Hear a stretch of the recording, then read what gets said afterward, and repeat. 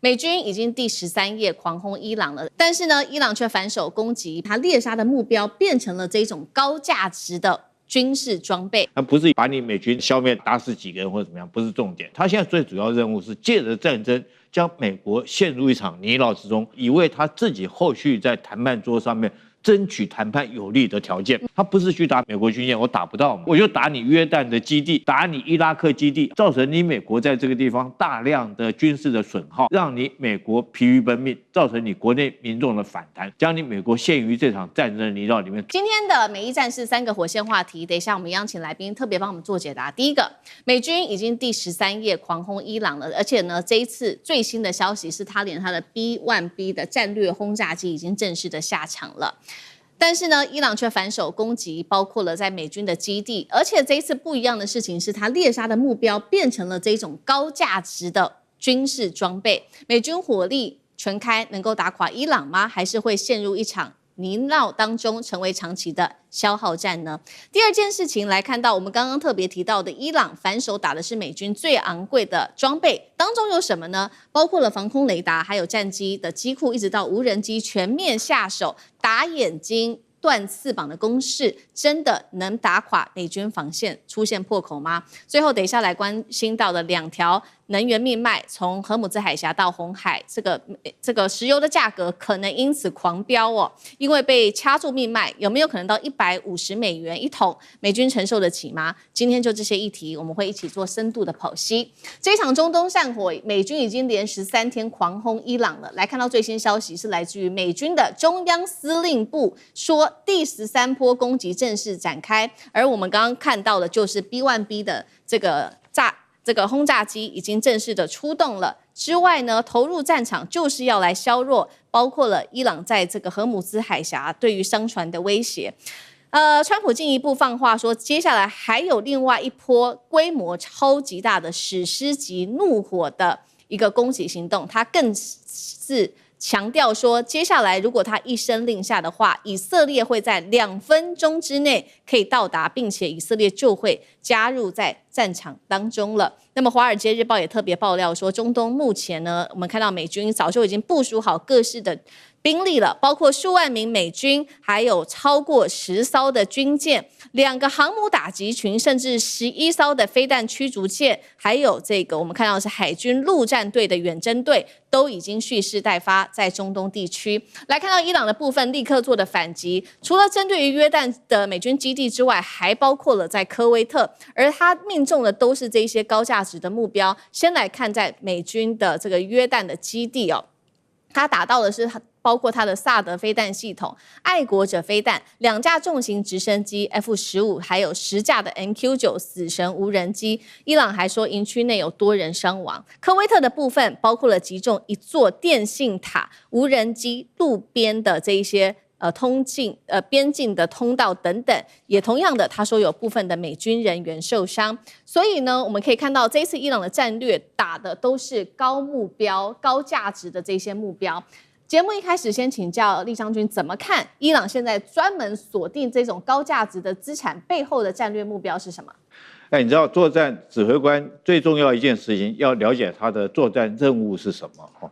所以我們來講的話，當一個指揮官，首先你要知道說是本身的任務，緊接着下來，你才能夠做你這個戰術目標的選擇。那我們現在看看這個伊朗現在革命衛隊他的可能的作戰任務有什麼？第一個，他是不是在殲滅美軍的有生戰力？我不認為他在殲滅敵人有生戰力，他不是以把你美軍這個消滅打死幾個人或者怎麼樣，不是重點。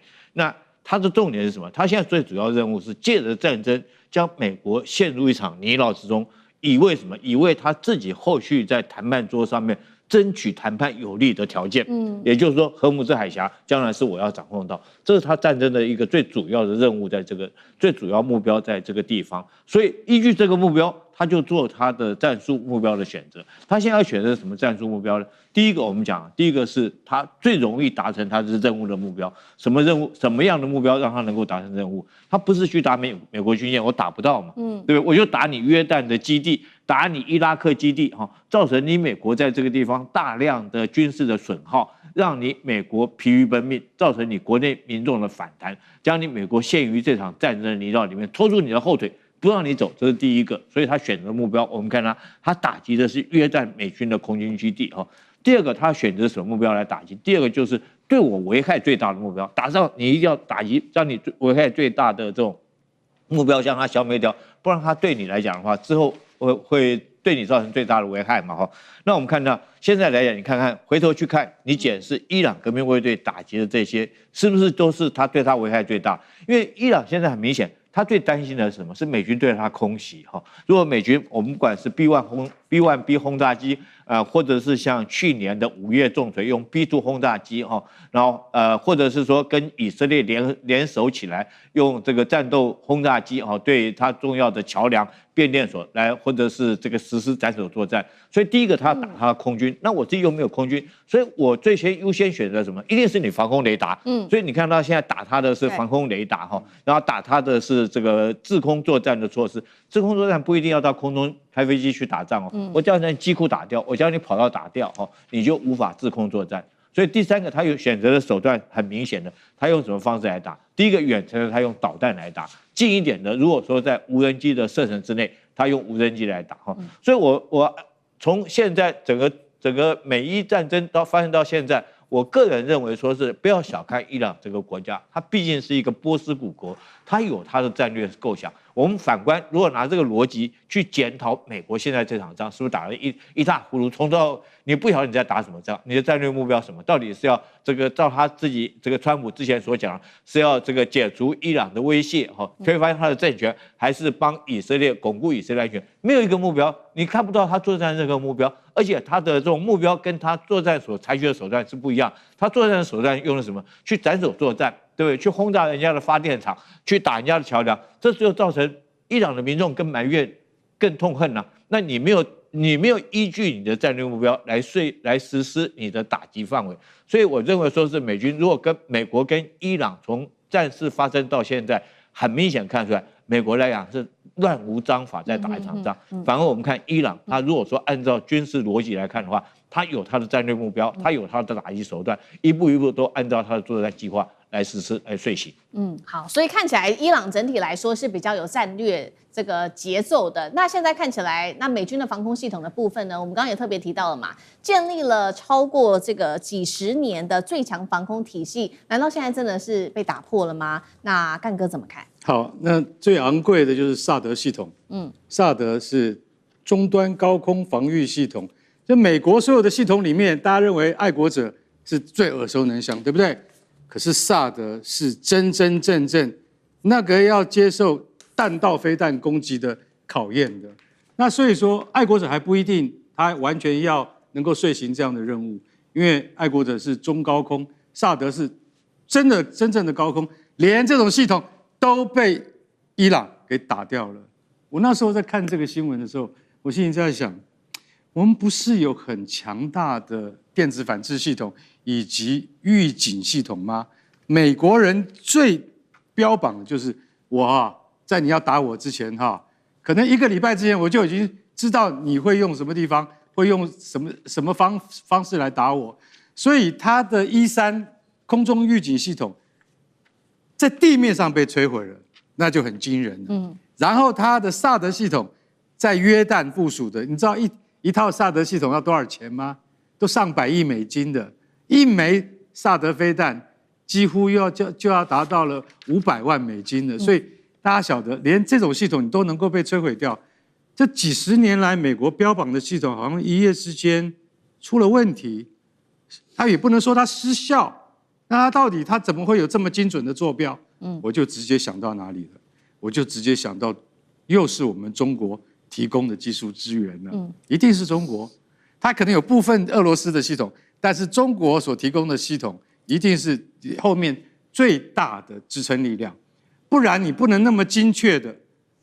我剛剛講約旦那些被擊中的美國的薩德系統，愛國者防空陣地，那另外還有2個地方啊，這2個地方你就覺得很妙啦，它叫做費塞爾國王空軍基地，還有一個叫哈桑王子空軍基地，這2個基地我們可能一般人都沒有聽過，結果他精準命中，命中以後他擊毀了一個 F-15戰鬥機的維修廠，你不是光打那個跑道，你要打到那個維修廠，那不容易。再來擊毀了8架 MQ9 死神無人機，這些東西加起來，我就覺得很疑惑，為什麼？因為這個叫精準打擊，依照現有的伊朗的彈道飛彈的精確度沒有那麼高，但你怎麼打得到？這就是我最懷疑的地方。所以現在已經不可同日而語了，跟以前不一樣了。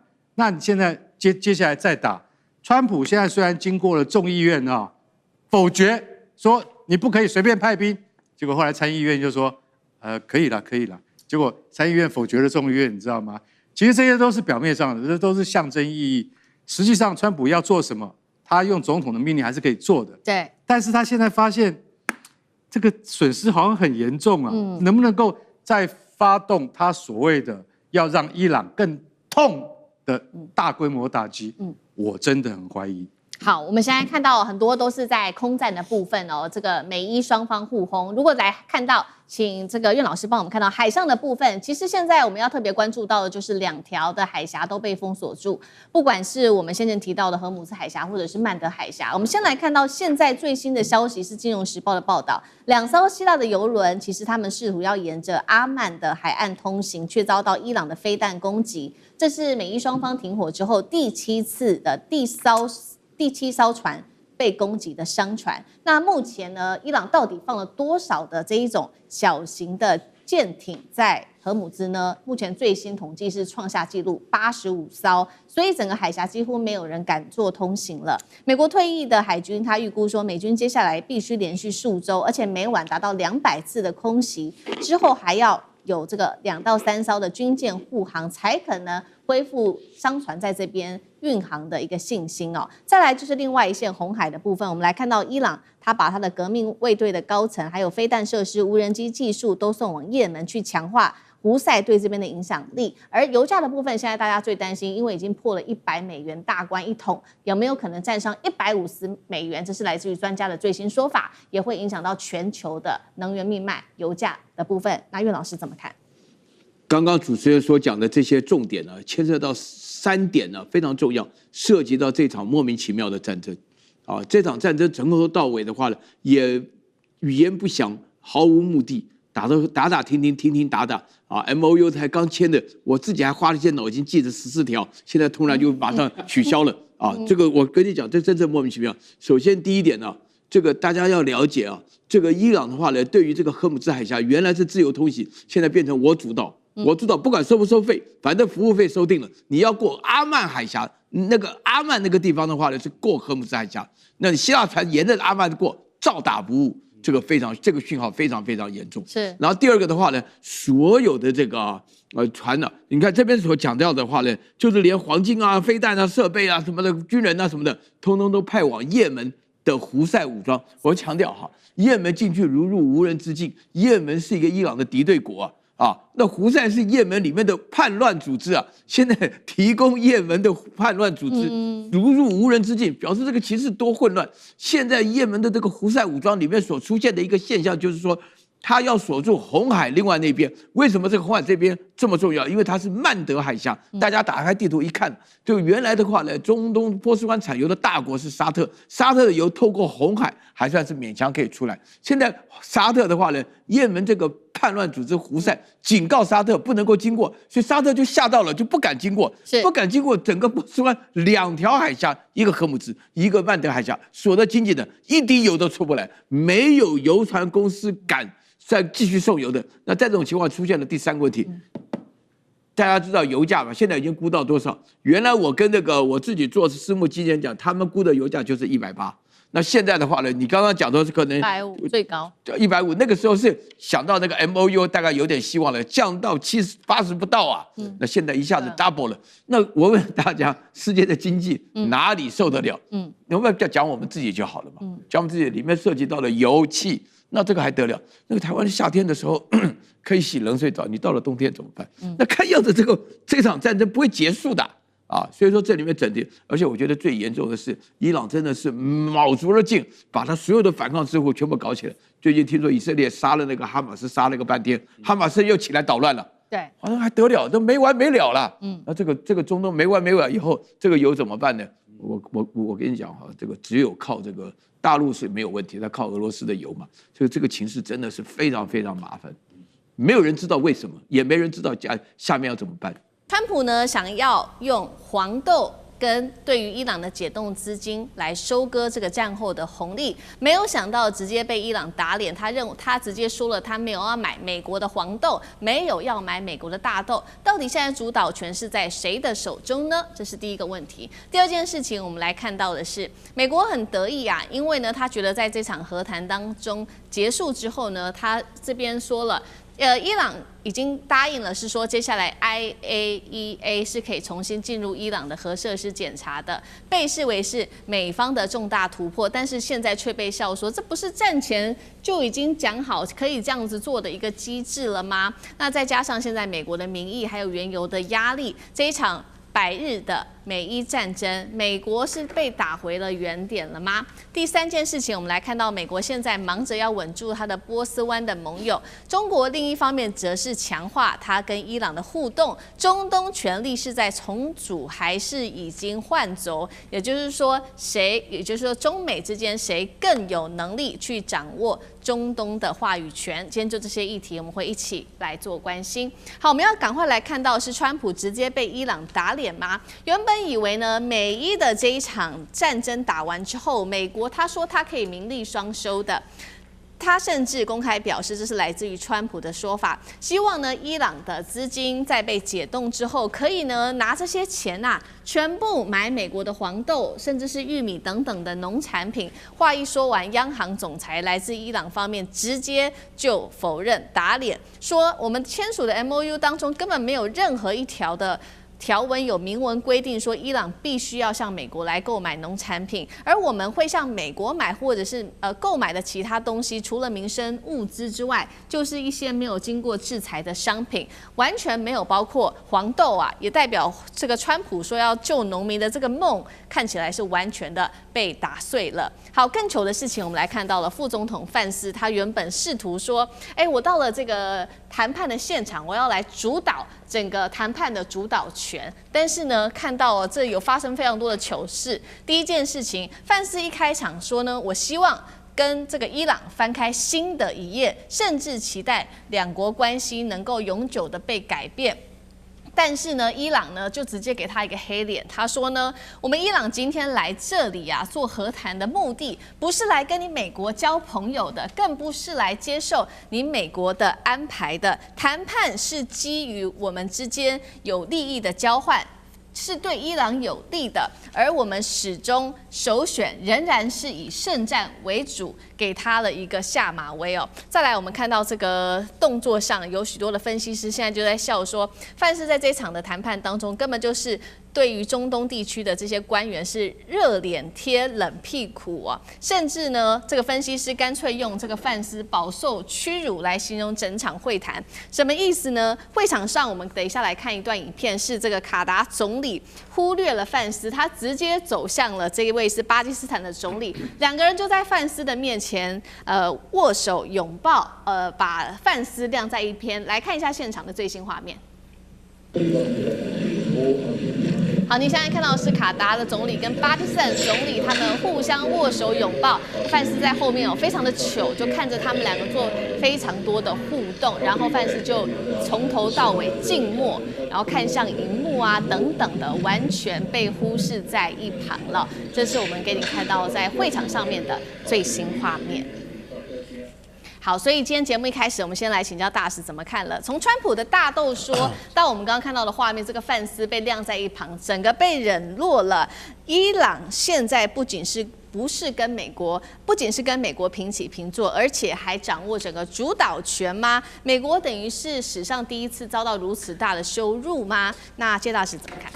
對，美國這個尤其2次大戰以後沒有受到過這種羞辱，最主要是打敗仗了。對。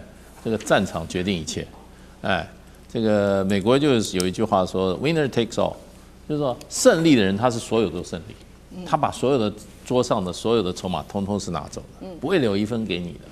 這也是美國的這種風格啊。那國際政治更是這種風格。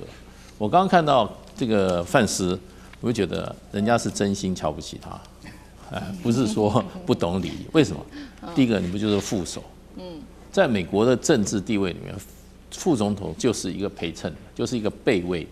尤其在川普這個總統之下，范斯跟這個白宮裡面任何一個聽川普使喚的人都是一樣的。在一個機構裡面，說實話，副手也是這樣。副手就是不受重視，那除非有一天，老大突然出事了，他接了班，那他就不一樣。另外一個范斯，以這個美國的總統來講的話，他沒有什麼讓人家值得尊敬的地方，他也不過就是一個怎麼樣？他是家裡面比較貧困，當兵打過仗啊，拿着這個軍人的這個補助，上了哈佛大學、耶魯大學，念了法學博士。念法學博士出來當律師，碰到有人賞識他，叫他做個基金管理人，也不1000多萬美金，然後就出來，有人投資他，叫他出聯邦參議員，就這樣，這是什麼資歷啊？什麼資歷都不夠。那而且在這種國際場合裡面，事實上的話，你要有一點很現實的，有鏡頭在的時候，大家都要表演給誰看？都要表演給自己家裡面的老板看，而且他國內的群众看，对。你要知道，這個談判者絕對不是用來討好你的談判對手的。談判者是要對你的談判對手把他視為什麼視為要把他壓榨到絕對他就是你的寇仇，要把你壓榨到最後一滴油都把它壓榨出來。那為什麼呢？你的談判者不會把你幹掉，談判者通常被後面的箭射死。後面的箭手，老板不滿意啦，群眾不滿意啦。你這是什麼態度啊？去了還這種卑躬屈膝，還跟人家下跪，這是什麼外交啊？對，跑去跟人家下跪，那回過頭來不是你這個國家自己人就是說，你這是什麼談判？你去投降嘛？所以他一定要強硬，所以人家過到那個場合裡面都是針對美國的，所以再加上我覺得范斯本來就不受待見，人家就覺得這家伙根本沒有經驗，搞不清楚狀況。對，講的話，人家就說誰跟你顧全大計，誰跟你搞新意啊？我們現在這個事情先解決就好。然後伊朗來講的話，我今天才知道為什麼一個民族可以生存這個5000年，還能夠屹立不倒，就是強悍，就是強悍。你再大的壓力之下，他也沒有下跪啊。伊朗在口頭上從來沒有對美國軟過。你跟你講好的。那個黎巴嫩停火，對，你要去跟內塔尼亞胡講，你管不住的話，那你就不要答應我。那現在管不住，那很簡單，我就霍姆茲海峽繼續封鎖嘛，有怕你嗎？你有核子彈，我也是這樣；你沒有核子彈，我也是這樣。所以人家展現什麼，就是強大的心理素質。那這個現在美國最缺的，美國是手上什麼武器都沒有就是缺一個膽，沒有膽。你就沒有任何的，人家不會尊敬你。好，所以我們看到這一場的這個和平談判當中，范斯就很尷尬在現場就直接被視為是一個很尷尬的人物啊。那其實呢，所以他現在也要展現說，確實在這場談判當中，他有獲得一些什麼，但是真的有獲得一些什麼嗎？我們來看到因為美方一直在強調，尤其范斯他強調說，這一次對於美國來說具有一個重大的意義，就是伊朗已經同意一件事情了，要讓這個國際原子能總署 IAEA。重新進入檢查他們的核設施，但是觀眾朋友，我們看我們節目非常久，其實這個這樣子的一個檢查的動作，其實早在戰前，這個伊朗就已經同意了。所以呢，被大家笑說，你美國打了100多天，怎麼看起來回到了戰爭前當時的原點呢？再來看一下美國目前呢內部民調到底支不支持自己這個川普總統的做法？現在呢，來自於 CBS 最新的民調，78%的民眾希望戰爭快點結束吧，而且呢，2成是認為說，這份臨時協議是美國佔上風，但是37%的民眾是認為伊朗才是真正得利的人。好，現在讓美國另外還有擔心的事情，就是有關於石油的問題了。現在他們的石油儲備呢降到了這個最新低點的一個水庫，來到了1983年以來最低。尤其是庫欣原油交割中心庫存已經來到了警戒線，現在呢是從4000萬桶，直接腰斬，剩下2003萬桶。好，第一個是 IAEA 的問題，到底這個美國有沒有得到些什麼好處啊？第二個問題就是說，有關於美國的石油儲備問題了，會不會出事啊？尚志哥怎麼看？好，首先 IAEA 這件事情，我想其實與其說真的是白打了，回到原點，倒不如說當時在美伊的這個談判，在去年的時候，本來就是以這個來做基礎，不是嗎？所以它差別在哪裡？差別就是美國被以色列騙了。因為當時其實要 IAEA 這是公認的一個對於處理伊朗這個濃縮鈾的部分最好、最客觀，沒有任何爭議。但是為什麼後來美國態度變了，而且就打了？就是因為以色列告訴美國 ，IAEA 查不出什麼，我們這邊掌握的薩德組織掌握的情報裡頭是怎樣，所以用這樣子的方式去改變了川普的想法，所以這個是真正的最大的關鍵。但是為什麼美國現在願意接受這樣子的狀況，並不是說美國退讓，或者說回到原點，這只是美國現在面對現實，因為現在事實上到底。伊朗的部分實質的濃縮鈾到底如何，還是需要被具體掌握現況。其實到現在為止，伊朗沒有講，外界都不知道，中國、俄羅斯甚至也都不知道。所以這裡頭真正要掌握，還是得要有一個人，伊朗能夠接受或一個機構進去好好仔細看。所以特別到我們現在知道，他現在在這個納坦茲、福爾道跟伊斯法罕。這裡頭有好幾個地方，它可不是只有一處，所以這裡是必須要一個結構或一個隊伍的人手，才能夠系統性的先掌握下來。那麼掌握下來之後，再來看是怎麼樣呢？究竟是要就地稀釋，或者是要運出海外？現在看起來，美國的態度很可能不會像先前在早先一開始認為要全部要運出去，全部要拿出去，有可能會就地稀釋。因此，如果要就地稀釋，真正的根本性的處理這個問題的話，那更需要原子能總署了 IAEA 來介入跟整個監督全部的過程。所以像 IAEA 這件事情，我們不說風涼話，它變得很重要。也就是說，伊朗的濃縮鈾現在要調查現況，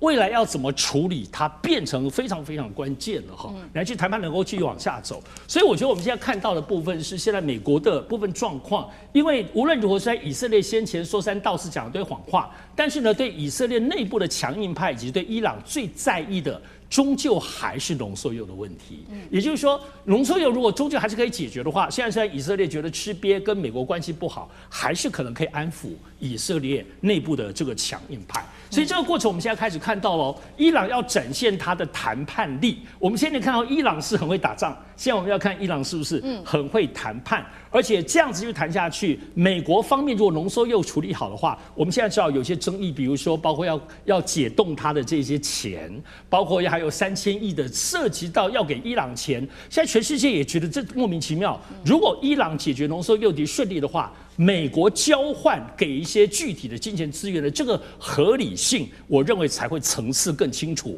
我覺得這個部分是核濃縮鈾現在是眼前最重要的一步。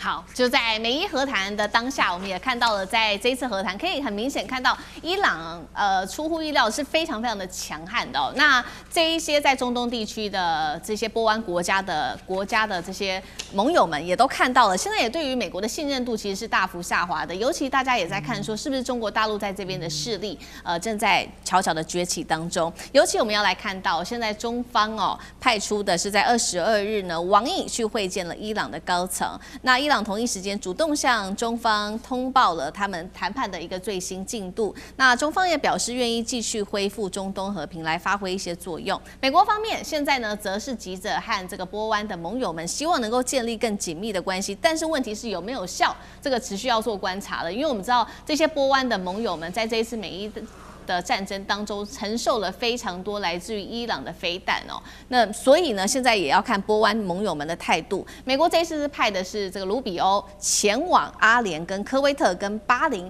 試圖穩住波灣的盟友，真的有用嗎？幹哥怎麼看？好，你知道剛剛我們看到那個畫面啊，那短短10幾秒畫面，那是誰？那個是那個穆罕默德，對不对？對，是卡達的總理，然後就沒看到范斯就走過去，跟誰？跟巴基斯坦的總理夏利夫握手，對不對？然後那個范斯就在那邊乾笑，這個是一個畫面。可是大家知道還有另外一個畫面是什麼？是這個是四方會談，美國、伊朗、卡達、巴基斯坦4方會談。卡達跟巴基斯坦的作用是斡旋者，那是調解你們兩邊不要再吵了，對不对？可是你知道嗎？照理講，你手上有籌碼的話，你一定是最後一個來的。你知道最後一個來是誰？是阿拉奇，是伊朗的外長。這4方會談3個國家都來了，包括范斯站在最前面，就最後面进來叫做阿拉奇，就說怎樣？我現在手上有籌碼，我就最晚進來，怎麼樣？然後還有一個人講的更凶的話，叫做穆吉塔巴，就是現在伊朗實際掌權者，他的代表說，他叫萨吉德嘛，萨德吉，他說，我們不是害怕，因為是我們对我們現在是首選，依然還是聖戰，意思就是說，我們那個精神是不會變。也就是說，如果說談判破裂的話，我們也不怕。那最後還是回到聖戰的本質上面。所以你就覺得說，阿拉奇這次進來，然後是最後一個進來，然後阿拉奇進來也一樣沒有跟范斯握手，也一樣跑去找夏利夫，又跟夏利夫握手。所以大家要看這個外交的場合裡面這有很多畫面都透露一些因素，就是說你會發現說，那你范斯變成一個路人甲被晾在那邊。真的是那個樣子，其實我們也很驚訝，就像剛大使講，很驚訝啊。不過怎麼會這樣子？美國從來是不能，就是他是被人家等的，不能他等人家，對不對？如果今天是川普在場，川普一定拂袖而去，但今天是范斯來，他就變一個花瓶在那邊。所以你就看到，結果你知道，最近這幾天，也就是昨天王毅在哪裡？在新德里會見了誰？他會見了伊朗最高國安會的副秘書叫做內扎米普爾，內扎米普爾把所有14點的過程通通報告給王毅。為什麼？奇怪了，這不是有4方會談了嗎？怎麼又多一個角色出來，叫做中國？內扎米普爾為什麼把所有事情都跟王毅報告清楚？就是大家就曉得說，中國在未來伊朗的重建之路上面會扮演多麼重要的角色。這才是我們要注意的地方。接下來我們要關心到的是有關於美伊的這一場戰事，川普呢3000億現在確定送伊朗是真的哦。另外呢，美伊雙方在19日會來簽的這個14點 MOU 震撼的曝光了，等一下會來看細節內容。當中提到了是美國針對伊朗會做石油的豁免、凍結資產，全部都會給伊朗等等。那麼荷姆茲解封是美國為了自己的油價利益嗎？今天就這些議題會一起來做關心。我們先來看到3個火線話題，等一下請來賓來特別幫我們做解析。首先第一個，有關於3000億美元的重建金，川普一度說是假新聞，但是在此刻呢，我們看到副總統范斯直接還有外媒直接證實這個3000億美元呢，波灣國家會一起來出資。來做重建，提供給伊朗。外媒也點名說，甚至呢部分的資金確實是已經到位了，包括有一些亞洲國家也會參與在其中。不管是大家覺得很奇怪，為什麼會有新加坡、馬來西亞等等的國家？那川普說的假新聞是被打臉嗎？還是因為已經被現實反噬了，他也只好跟着這麼做了呢？這是第一點。第二點，我們會來特別關心到的是，這個是最新來自於彭博曝光的美伊14點的 MOU 寫得很清楚，而且現在看起來呢，這個 MOU 對伊朗來說好像比較有利，是不是伊朗主導很重要的掌控權呢？稍微看一下協議內容，美國要解除在海上的封鎖，還要撤軍，還要解除對於伊朗的經濟制裁，伊朗才會願意進行最終的談判。這種先鬆綁後談判的順序，看起來是不是美國在戰場上面已經先撤退了？由伊朗來做主導呢？這是第二件事情，我們等一下來解析。第三件事情來看到是伊朗針對於石油的部分，好像已經可以逐漸的掌控許多事情了，包括它的超級油輪已經突破了封鎖，而且呢380萬桶的石油也已經運輸出去了。同時，美國的戰略儲備油則是跌到了最新低點，1983年以來的低點，油價現在來到了新高，一度是突破4.5美元了。川普這個時候是不是被高油價給嚇壞了，必須要來放行呢？今天就這些議題，我們會一起來做關心。好，來關心到的是呢，川普前幾天說3000億美元給伊朗的重建金是假的，剛剛我們提到了嘛，結果范斯說是真的。那麼彭博直接公布了說，包括了說還有14點的 MOU 草案呢，這個草案是不是真的？看起來對於伊朗來說比較有利呢？我們來看一下14點 MOU 的草案細節當中提到了說，美伊呢接下來會立刻的停止所有的敌对關係，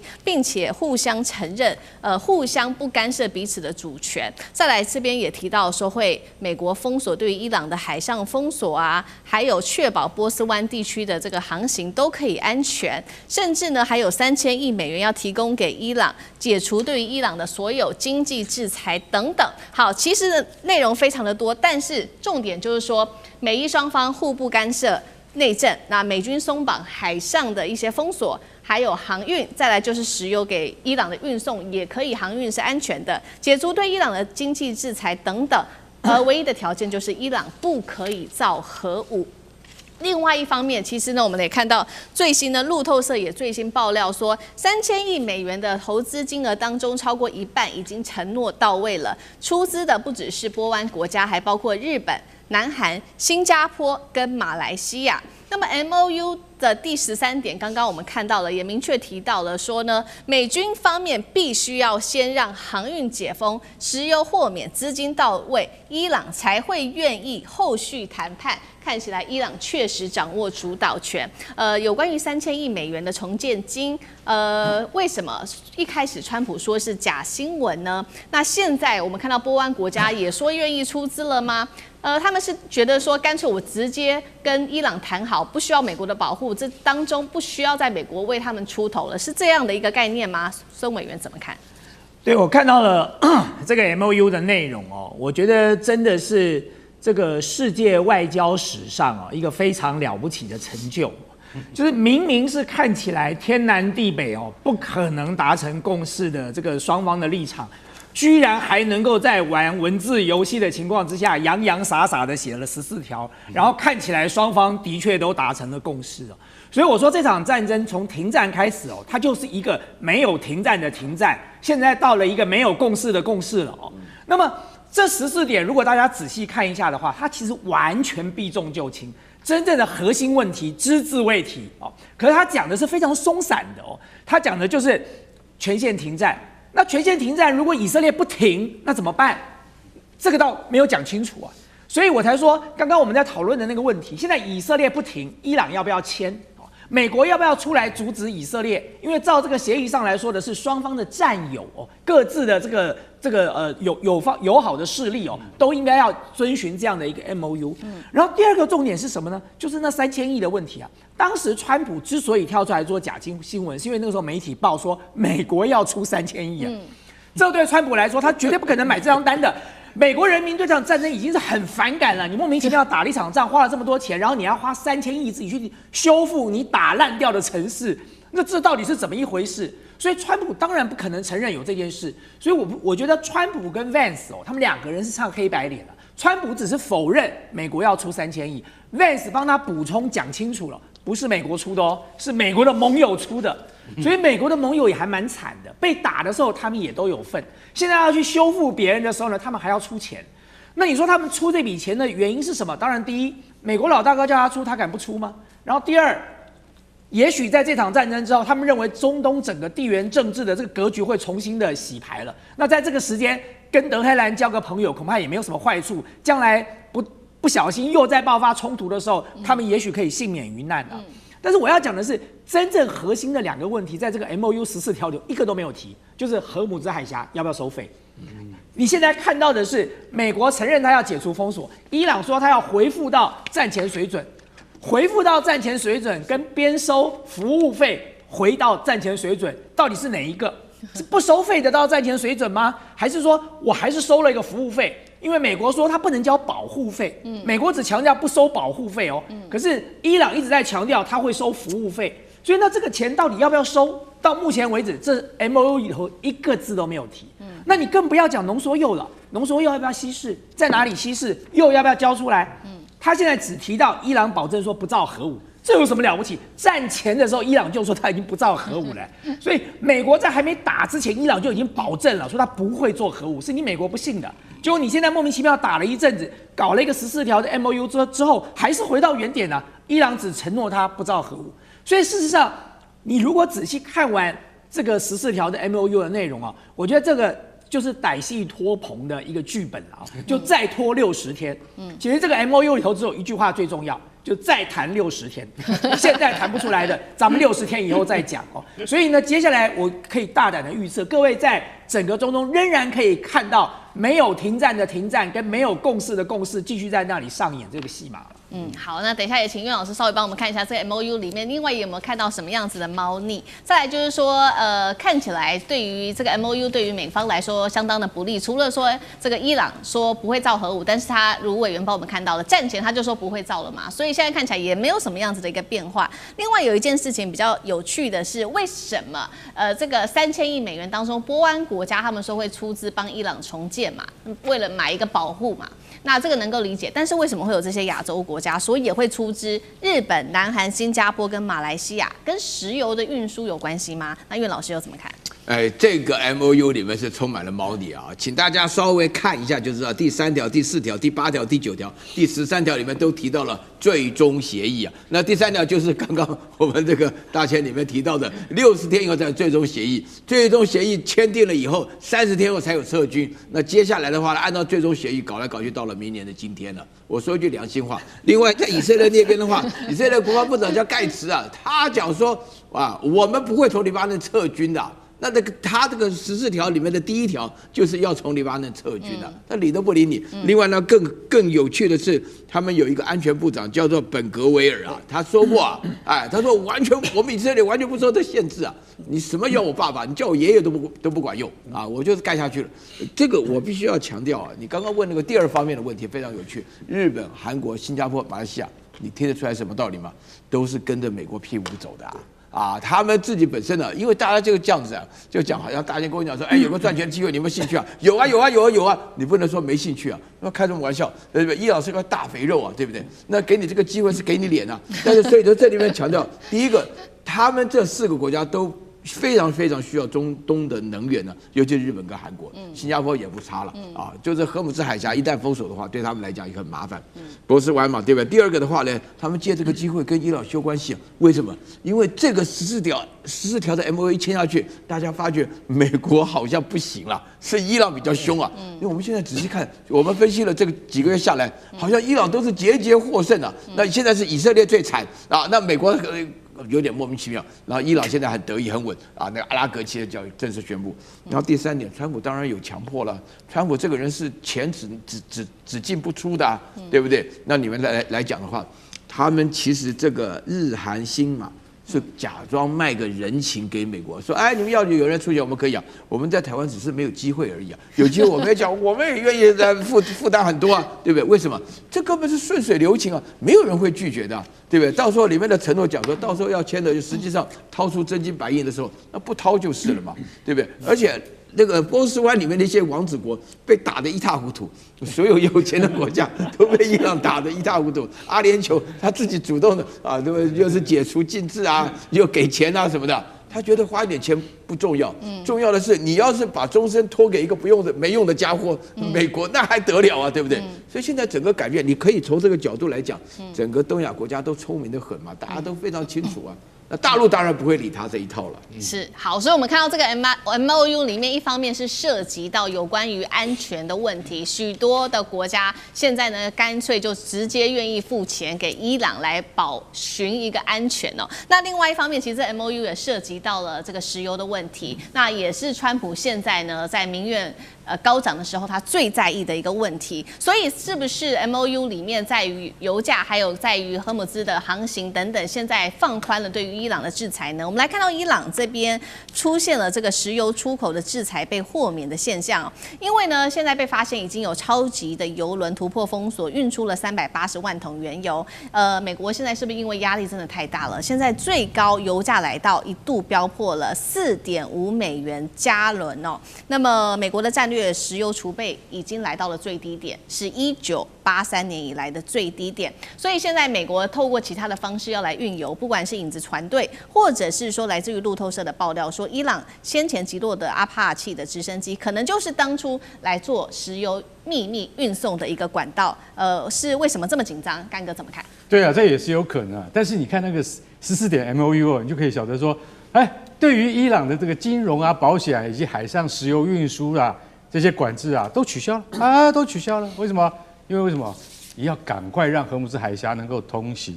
美國自己的海上管制先撤，然後呢，也希望在30天之內啊，能夠讓伊朗啊，也對於荷姆茲海峡提供一定程度的保險。為什麼？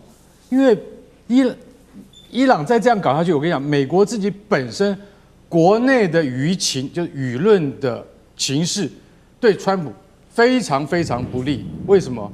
你就是光是看什麼，那個叫西德州中級原油，現在好不容易降到80塊一桶了，你知道？可是現在1加侖還是多少？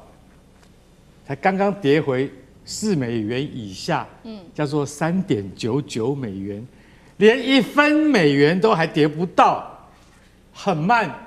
所以你知道專家有講，你知道嗎？漲價像坐火箭啊，降價像飄羽毛一樣。就羽毛不是要掉下來，不是很慢嗎？你光看那一根羽毛從天上要掉到地上，你要等多久？可是它要漲價的話，就像坐火箭一樣那麼快。在形容什麼？在形容的就是油價。那因為這個油價的關係，你知道這裡面牽涉非常複雜。你說，現在已經都可以走了啊，對不對？